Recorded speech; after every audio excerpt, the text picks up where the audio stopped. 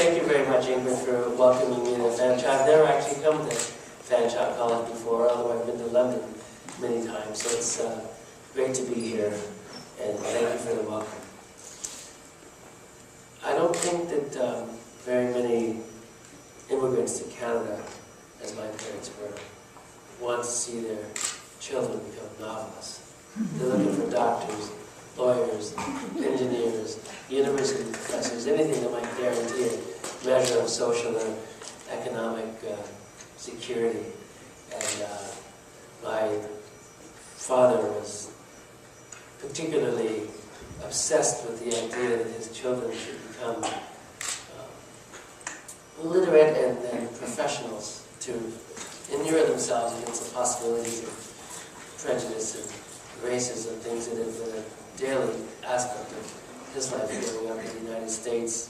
He was born in Independence, Missouri in 1923, but served as an American in the American Army in the Second World War, which was a segregated experience, more segregated even than the First World War for African American soldiers. So he wanted us to become educated and to move out of the life that he'd known and fled in the United States.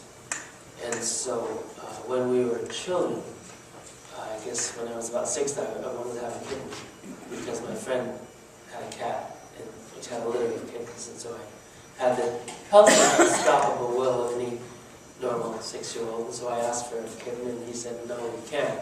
So I already have a cat." And I asked the second time, "Can I please have a kitten?" "No, you can't have a cat." And I asked the third time, and he said, "If you really want that kitten, you go upstairs to your bedroom and write me a letter.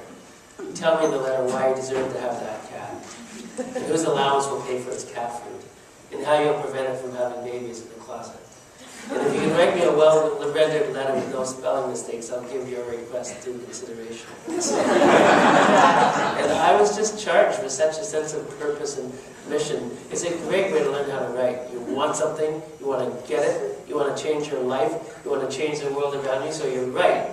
So to get what you want, to change your immediate circumstances. It's a great way to step into the art of writing. You're writing with passion and purpose and conviction, and you're trying to persuade, and you know your lifetime's biggest literary critic is sitting at the kitchen table with his arms crossed as if to say, "Impress me." And so I did go up to my room and wrote with pencil on foolscap and wrote a letter which had a lot of mistakes as he kept it, but he gave me the cat anyway, which was a very wise parental strategy, because from that point on, anytime I ever wanted to have anything special again, I had to write another letter. So he may have wanted me to become an engineer or a doctor or a lawyer, but he shot himself in the foot by making me write all those letters. Here I am before he was a novelist, and happily so. I would not have been a good engineer.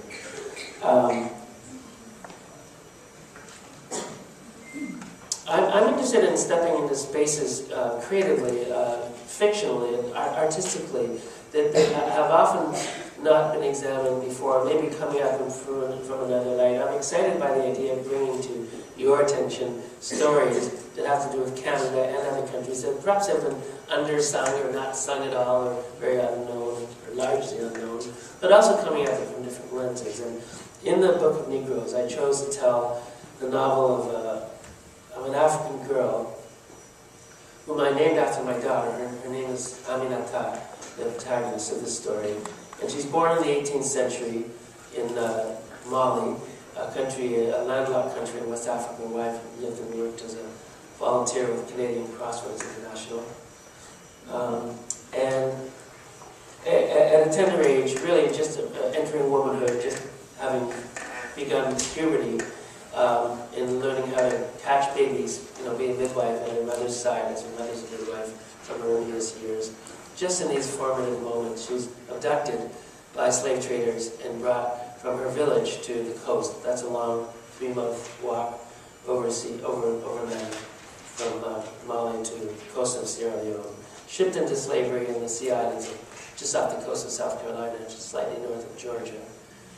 Gets up to Manhattan during the American Revolutionary War.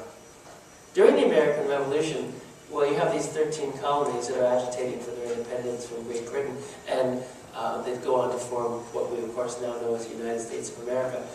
And as you know, they succeed, they prevail, they win their war. But first they have to fight for 7 or 8 years, and Britain is doing everything it can to suppress this revolution.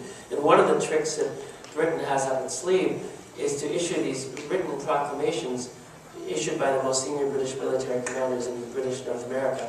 And these written proclamations early in the war tell African Americans, flee slavery, profit from the chaos of revolution, come behind our military line, service in the war. And if you service in the war and help us overthrow these rebel, nasty Americans, we'll guarantee you your freedom and your security and your liberty after the war.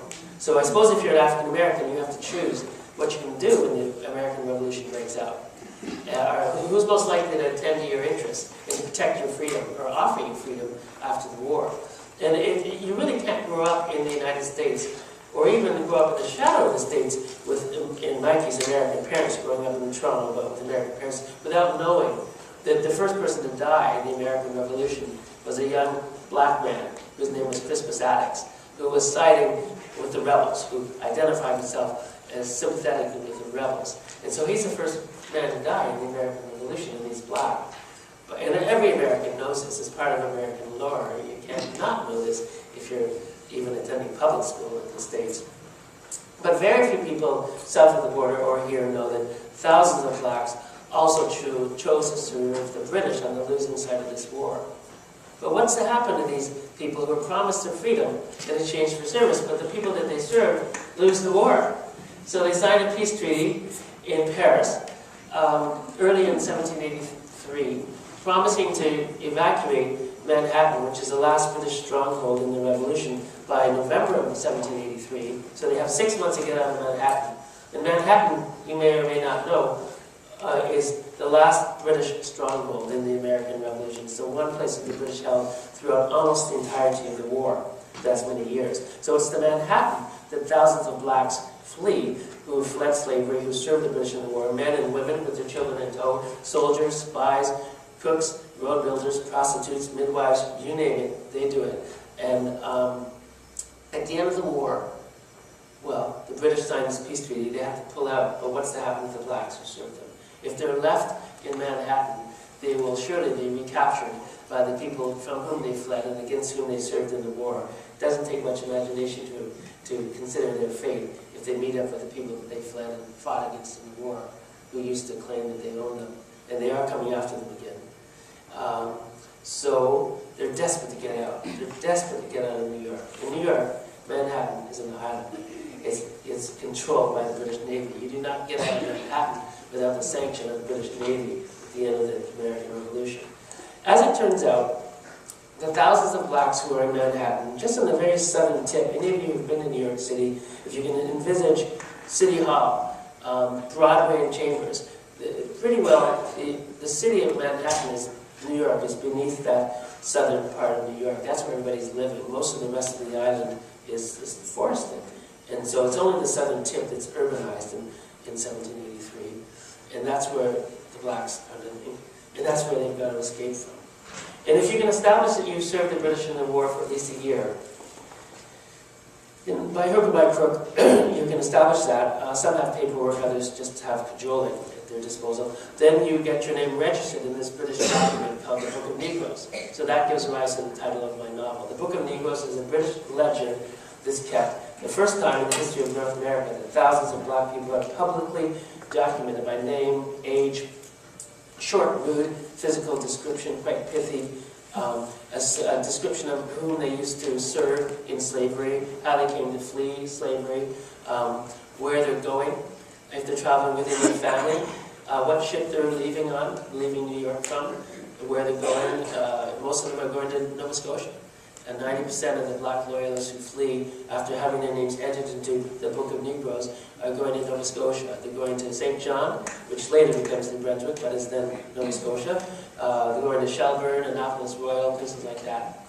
And they think they're going to find freedom and Canaan, security, after this long struggle to take their freedom.